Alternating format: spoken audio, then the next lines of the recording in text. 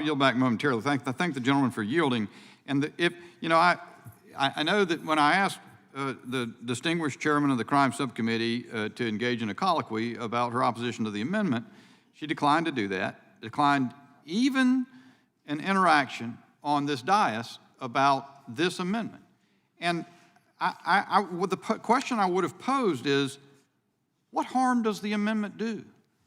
Even if you find it not well-founded or insignificant or attending to something that's not necessary to be attended to, at least I can say it was interesting. Back in the General Assembly in North Carolina, we would take minority amendments like that simply to allay concerns and to attempt to develop support for the bill.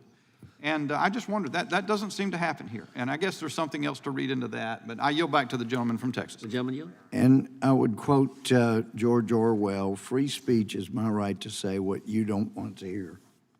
Who was wanting to? The gentleman Yield to Mr. Jordan. Yeah, I would just ask the question, how many people have that designation that's in the amendment, the threat tag designation associated with their names today? How many parents?